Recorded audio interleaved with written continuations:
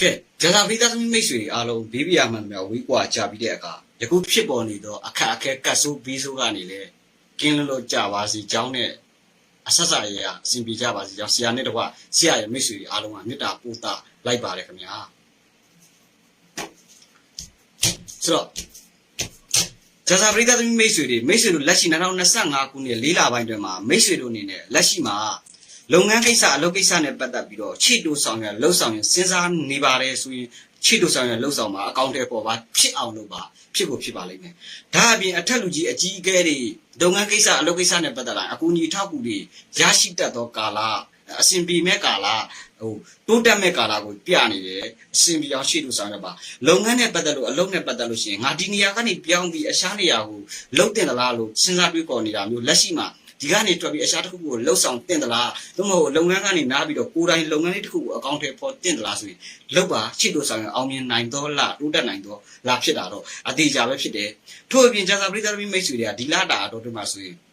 မိတ်ဆွေတို့ဟာဒီကာလအတွင်းမှာလိုတာထက်ပိုပြီးတော့လူထင်ကြီးခံရခြင်းကိုယ်မှလက်ထက်ရှိတာငွေတသိန်းဘောင်းဝင်ညီမမြင်တာအသိန်းတရားဒီလိုမျိုးတွေလူထင်ကြီးခံရတတ်တယ်ဒါလေးတော့မိတ်နေပါဗျာနော်မရှိတာကိုလိုက်ပြောနေကြမလို့နော်ဆိုတော့လူထင်ကြီးခံရတာမျိုးတွေကြုံရတတ်တယ်လုပ်ငန်းနဲ့ပတ်သက်လို့အလုပ်နဲ့ပတ်သက်အလုပ်လုပ်ငန်းနဲ့ပတ်သက်လို့ရှိရင်ကိုယ့်ကိုအခွင့်အလမ်းပေးခြင်းမျိုးတွေယာတုတိုးပေးခြင်းမျိုးတွေယာထားခံရတာမျိုးတွေကြုံရတတ်တယ်လို့ယာတုလုပ်ငန်းနဲ့ပတ်သက်ရင်တစ်ထေးလူယုံအစရှိတာမျိုးလေးတွေနဲ့ပတ်သက်ပြီးတော့အကူအညီတွေထောက်ကူတွေရရှိတာမျိုးအခွင့်အလမ်းတွေကျင်းတွေရရှိတတ်သောကာလဖြစ်ပြီးတဲ့အခါငါကအိမ်တို့ရဲ့အိမ်တော်ရဲ့မိသားစုရဲ့အစင်မပြေသူတွေလက်ရှိမှာအစင်ပြေအောင်တဦးနဲ့တူတယောက်နဲ့တယောက်နားလည်မှုလွဲနေအောင်ကိုယ်တိုင်ကတဲ့မဲ့ကြိုးစားရင်အောင်မြင်ခြင်းတိုးတက်ခြင်းနဲ့ကောင်းမွန်ခြင်းတွေရရှိမဲ့လာဖြစ်တယ်လို့ဘာကိုဖြစ်ဖြစ်ဥဆောင်လုပ်ပါအမိခံလုပ်ပါချစ်တို့အောင်မြင်အောင်စွမ်းဆောင်နိုင်တော့လာဖြစ်တဲ့အတွက်ကြောင့်တော့လုံးတလောက်ဖြစ်တလောက်ရရှိမဲ့ကာလဖြစ်ပြီးတော့ကြိုးစားရင်ကြိုးစားတလောက်ရရှိနိုင်တဲ့အပတ်တာအပိုင်းခြားကာလဖြစ်ပါတယ်ခင်ဗျာဒါအပြင်အဖွဲ့အစည်းအသင်းဖွဲ့နဲ့ပတ်သက်ပြီးတော့ခြေတိုးဆောင်ရဥဆောင်လုပ်လို့ကောင်းသောလဖြစ်ပါတယ်အကျိုးပေးတဲ့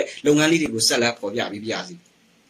ဒီလာတာတော့ဒီမှာဂျာစာပရိသတ်သမီးတွေအနေနဲ့နိုင်ငံခြားခရီးသွားကိစ္စတွေခြေတိုးဆောင်ရလှုပ်ဆောင်မှာအားသာခြင်းတိုးတက်ခြင်းနဲ့ကောင်းမွန်ခြင်းတွေရရှိနိုင်ပါတယ်ထို့အပြင်နော် passport လုပ်ငန်းဗီဇာလုပ်ငန်းတွေနိုင်ငံခြားခရီးသွားဘာသာစကားသင်တန်းနဲ့ပတ်သက်တာတွေခြေတိုးဆောင်ရလှုပ်ဆောင်ရင်အားသာခြင်းနဲ့ကောင်းမွန်ခြင်းတွေရရှိတတ်တော့လားဖြစ်ပါတယ်ခင်ဗျာယာတုလုပ်ငန်းကိုင်ငန်းနဲ့ပတ်သက်ပြီးတော့ယာတုတိုးနိုင်ပါတယ်ယာတုတက်နိုင်ပါတယ်ယာတုတိုးယာတုတက်ဖို့အတွက်အခွင့်အလမ်းကောင်းတွေအများကြီးရရှိနိုင်တော့လားဖြစ်ပါတယ်ဒါအပြင်စက်တုပ်ရေးဆိုင်ရာလုပ်ငန်းတွေစားသောက်ကုန်လုပ်ငန်းတွေစက်မှုလုပ်ငန်းတွေအစရှိတဲ့လုပ်ငန်းတွေကိုပိုင်ဆိုင်ဈေးဆိုင်စမ်းစီစေးစားသောက်ကုန်နဲ့ပတ်သက်တာတွေရင်နဲ့ပတ်သက်တာတွေဒါမျိုးတွေနဲ့ပတ်သက်လို့ရှေ့တိုးဆောင်ရလှုပ်ဆောင်လို့ကောင်းသောကာလဖြစ်ပြီးတဲ့အခါမိတ်ဆွေတို့အနေနဲ့ဒီလာတာတော့ဒီမှာဆိုရင်အထည်လိပ်လုပ်ငန်းတွေ TT ဖနက် online social media နဲ့ပတ်သက်ပြီးရှေ့တိုးဆောင်ရလှုပ်ဆောင်တာတွေခရီးသွားဆိုင်ရာကိစ္စတွေစကားအပြောအဆိုနဲ့ပတ်သက်တဲ့အရာတွေဆွမ်းနာလို့ပေါ့ online နဲ့ပတ်သက်ပြီးလှုပ်ဆောင်တဲ့အလုပ်တွေမှာရှေ့တိုးဆောင်ရလှုပ်ဆောင်ရင်အားသာမှုတိုးတက်မှုတွေရရှိပြီးတော့ကံကောင်းစေပါတယ်။ငါကသားသမီးနဲ့ပတ်သက်ပြီးစိတ်ချမ်းသာမှုအားနည်းစေတဲ့မိတ်ဆွေများသားသမီးနဲ့ပတ်သက်ပြီးတော့စိတ်ချမ်းသာစရာသတင်းကောင်းတွေဆွေမျိုးသားချင်းတွေရဲ့အလှူဒန်းကိစ္စဘာသာရေးကိစ္စလေးတွေဒီဆွမ်းနာလို့ပေါ့ကြုံရတတ်ပါတယ်ဘာသာရေးကိစ္စဆွေမျိုးဆွမ်းနာအလူတန်းကိစ္စလေးတွေကြောင့်မျက်နှာပွင့်လန်းသောကာလလှူနိုင်တတ်နိုင်သောကာလဖြစ်တယ်မိမိအိမ်မက်အတွင်းမှာဖျားစီအပြတ်တွေမှတ်တာမျိုးဖျားစီနဲ့ပတ်သက်ပြီးမှတ်တာမျိုးဖုံးကြီးယဟန်အလူတန်းကိစ္စတစောင်းနေမှတ်တာမျိုးလေးတွေဆွမ်းနာလို့ပေါ့ရေလေကောင်းပါဆွမ်းနာလို့ပေါ့ဆွမ်းနာလို့ကျောင်းစီတီဟောင်းနေမင်းဝင်းမင်းစားတွေနန်းဝင်းနန်းစားတွေနဲ့မှတ်တဲ့သူများဖို့ကတော့ဘာသာရေးဆိုင်ရာကိစ္စတွေကိုထူးထူးခြားခြားလောက်ရတော့မယ်ဆိုတဲ့အတိတ်နမိတ်ဖြစ်ပါတယ်ခင်ဗျ။ထီကန်ဆန်းလို့ကောင်းပါတယ်ထီပေါက်နိုင်သောကာလဖြစ်ပါတယ်အကျိုးပေးသောကဏ္ဍအက္ခရာတွေနဲ့3ကဏ္ဍ1ကဏ္ဍ2ကဏ္ဍအကျိုးပေးကံကောင်းအားသာစီပါတယ်ဒီလက်တာတော့ဒီမှာကျမ်းမာရေးနဲ့ပတ်သက်ရင်ဂျာစာပရိသတ်မိတ်ဆွေတွေကကျမ်းမာရေးနဲ့ပတ်သက်လာတဲ့အခါမှာလေနဲ့ပတ်သက်တာမျိုးလေးတွေအစာရင်းနဲ့ပတ်သက်တာမျိုးလေးတွေနည်းနည်းလေးတတိတာစီမင်းရလိုအပ်ကြောင်းထပ်လောင်းပြောကြားလိုက်ပြရစေခင်ဗျဒါအပြင်မိတ်ဆွေတို့အနေနဲ့ဘာကိုဖြစ်ဒီလက်တာတော့ဒီမှာစာချုပ်စာတမ်းလေးတွေနဲ့တိတိကျကျလုပ်ပါမလိုအပ်ဖဲစကားအများကြီးမပြောပါနဲ့အမှားအများကြီးပါတတ်တော့လားဖြစ်ပါတယ်ခင်ဗျာဒါအပြင်ငွေကြီးနဲ့ပတ်သက်လာရင်လည်းလက်လွန်ထားသောငွေကြီးတွေနဲ့ပတ်သက်ရင်တစ်ချိန်နဲ့တောင်းရင်တော့မရနိုင်ဘူးနှစ်ချိန်သုံးချိန်တောင်းတာမျိုးနှစ်ချိန်သုံးချိန်လောက်ရတာမျိုးလုပ်ငန်းအလုပ်နဲ့ပတ်သက်ရင်ငွေကြီးဆိုင်ရာကိစ္စလေးတွေမှာတော့တစ်ချိန်နဲ့ရှော့ရှုမပြီးဘဲနဲ့အဖြစ်အနှောင်လေးတွေပေါ်သွားတဲ့အတွက်တော့တတိထားဆင်ခြင်ပေးဖို့လိုအပ်ပါတယ်ဒီလအတွင်းမှာမိတ်ဆွေဂျာစာပရိသတ်သမီးမိတ်ဆွေတွေအနေနဲ့ အထူးသဖြင့်ပေါ့နော်လူငယ်တွေအရှိကြီးမှဆိုရင်တော့တယောက်နဲ့တယောက်တူးနဲ့တူတန်တရားတွေများနေတာမျိုးတယောက်နဲ့တယောက်တူးနဲ့တူဟိုဆွမ်းနာလို့ပေါ့ဘာမှမဟုတ်ဘဲနဲ့စကားများရန်ဖြစ်ရတာမျိုးဆွမ်းနာလို့ပေါ့ပြဿနာကတော့ကစားလေးတွေပေါ်လာတာမျိုးတဝင်တူရိုးစွမှုလေးတွေကြောင်းတော့စိတ်ဆူးစိတ်ကောက်တာလွယ်ရင်တော့ကျန်တာဆူဆူဝါးမရှိပါဘူးလူငယ်တွေအရှိကြီးမှဆိုရင်တော့ကြာစာပရိသတ်သမီးတွေဟာလေထန့်ဘန်းစီးလိုက်တာအကောင်းဆုံးဖြစ်ပါလိမ့်မယ်ဘာလို့လဲဆိုတော့ချစ်သူကြီးစားရရှိဖို့အတွက်အခွင့်အလမ်းကောင်းနေတာမတွေ့ရဘူးအားနေတယ်အရှိကြီးနဲ့ပတ်သက်ရင်ဖွင့်ပြောဖို့အတွက်အားနာနေတာမျိုးတုံဆိုင်နေတာမျိုးလေးတွေကြောင့်ဖြစ်ရတာမျိုးမိမိချစ်တဲ့သူမှာရည်စားရှိတာမျိုးချစ်သူရှိတာမျိုးကြုံရတတ်တဲ့အတွက်တော့ single ဖြစ်ဖြစ် forever ဖြစ်ဖြစ်နေတာအကောင်းဆုံးဖြစ်ပါလိမ့်မယ်ဒါအပြင်မိတ်ဆွေတို့ဒီလတာတော့ဒီမှာဆိုရင်လုပ်ငန်းတူအလုပ်တူတွေရဲ့အပြိုင်ဆိုင်အတိုက်ခိုက်တွေကြုံရနိုင်တဲ့အတိုက်ခိုက်တွေပြူစားတိုက်ခိုက်တာမျိုးတွေမကောင်းတဲ့အတိုက်ခိုက်တွေလူနဲ့ဖြစ်စေအတိုက်ပညာနဲ့ဖြစ်စေအတိုက်ခိုက်တွေကြုံရတတ်တဲ့အတွက်တော့ဒီကြားထဲဘာဖြစ်ဖြစ်မိတ်ဆွေရဲ့ကံဟာဒီလမှာဘယ်နေရာမှာပဲလှုပ်လို့အပြိုင်ဆိုင်တွေအတိုက်ခိုက်တွေပေါ်တတ်တဲ့လဖြစ်တာအတိအကျပဲဖြစ်ပါတယ်ခင်ဗျာဒါကြောင့်အပြိုင်ဆိုင်တိုက်ခိုက်တွေတတိကြပါငွေကြီးနဲ့ပတ်သက်ရင်လည်းကိုယ်မှာရှိနေတာကိုမြင်အောင်လူမြင်အောင်မြင်မမြဲသောကာလဖြစ်တဲ့အတွက်ဘာကိုဖြစ်ဖြစ်တူတူတိတ်တိတ်နဲ့ရှိတာကိုလူမမြင်အောင်ထားရင်ပုံမြဲပါတယ်လူမြင်မမြဲသောလဖြစ်တဲ့အတွက်ကြောင့်ဆရာငယ်ကိုလာပြီးရင်လည်းပြီးထားပါခင်ဗျဒါအပြင်မိတ်ဆွေတို့ဒီလက်တာတော့တွင်မှာဘောကြာစာပရိသတ်မိတ်ဆွေတွေဟာအကျိုးပေးစေသောအရာတွေအနေနဲ့ဆိုရင်ဆက်ပြီးပြောပြပေးပါစီဒီလက်တာတော့တွင်မှာမိမိတို့ရဲ့မိသားစုအတွင်းမှာအရှုံးအောင်ဖြစ်နေသူတွေဆွမ်းနာတို့ပေါ့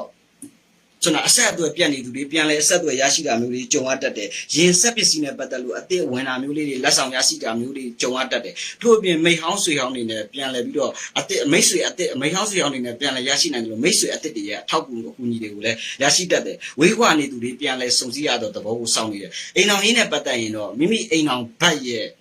မတိအောင်လှုပ်ထားသောကိစ္စလေးတွေပြဿနာကိစ္စလေးတွေဖြေရှင်းမရအောင်လှုပ်ထားတဲ့ကိစ္စလေးတွေရှင်ပေါ်တက်တဲ့အတွက်တော့သတိထားဆင်ခြင်ရလိုအပ်ကြောင်းထပ်လောင်းပြောကြားလိုက်ပြရစီအိမ်အောင်ဘက်နဲ့ပတ်သက်ပြီးတော့ကိုဖြစ်ချင်တာတစ်ခုအိမ်အောင်ဘက်ကတစ်ခုဆိုတာမျိုးအကျွေးစီလို့ပဲခေါင်းနဲ့ပန်းလို့ဖြစ်နေတတ်တဲ့အတွက်အိမ်အောင်ဘက်နဲ့အိမ်အောင်ရင်းနဲ့ပတ်သက်ရင်တော့နည်းနည်းလေးကိုကထားဆိုဟိုကဖြစ်နေတတ်တဲ့အတွက်တော့အားနည်းစီတော့လာဖြစ်တဲ့အတွက်ကြောင့်တော့သတိထားဆင်ခြင်ရလိုအပ်ကြောင်းထပ်လောင်းပြောကြားလိုက်ပြရစီခင်ဗျာထို့တူပဲမိတ်ဆွေတို့ဒီလအတွင်းမှာအထက်လူကြီးအကြီးကဲတွေကဖိအားပေးမှုတွေမလုံမုန်းထားမှုလေးတွေနည်းနည်းလေးကိုယ့်ကိုအထင်မြင်လွဲတာမျိုးလေးတွေကြုံရတတ်တဲ့အတွက်တော့တတိထားဆင်နေပြီးကိုလိုအပ်တယ်လို့မိတ်ဆွေတို့အရေးကြီးသောကိစ္စတွေကိုလှုပ်ဆောင်တဲ့အခါမျိုးတွေကြားလို့ရှိရင်ဆရာတို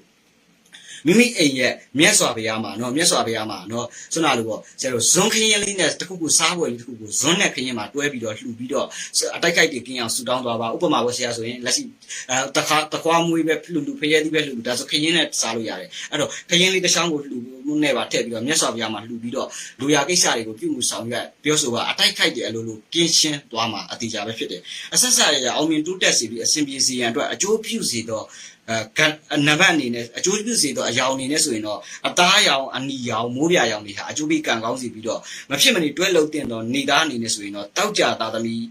စန္ဒီသားသမီးတွေကမိတ်ဆွေတို့ရဲ့ကံကိုအကျိုးပြုစေပါတယ်ခင်ဗျာဒါအပြင်မိတ်ဆွေတို့ခရီးသွားကိစ္စတွေခရီးသွားမဲ့ကိစ္စတွေလုံခြုံမှုအေးချမ်းမှုနဲ့ပတ်သက်ပြီးတော့တွားလို့တဲ့မိတ်ဆွေများဟိုကတော့အင်္ဂါနေ့တို့အင်္ဂါသားသမီးတို့နဲ့တွဲဖက်သွားတာဟာကံရဲ့တူတက်မှုနဲ့အေးချမ်းမှုကိုရရှိတတ်ကြောင်းထပ်လောင်းပြောစီကြားပြရစီအကျိုးပေးသောအရက်ဟာတော့မြောက်ဆူဆူရက်ဖြစ်ပါတယ်စန္တီယာအရက်ကတော့အနောက်တောင်တောင်အရက်ဖြစ်ပါတယ်ခင်ဗျာဒါအပြင်မိတ်ဆွေတို့ဒီလာတာတော့တွင်မှာမိမိတို့ရဲ့ရောင်းကုန်တွေဝယ်ကုန်တွေအယောင်းတော့အယောင်းထွက်စီပြီးတော့မိမိတို့ရဲ့ပိတ်နေသောလက်တွေပြန်လဲပွင့်လန်းစီရန်အတွက်ဆိုရင်တော့မိမိအိမ်ကဆွမ်းနာလို့ပေါ့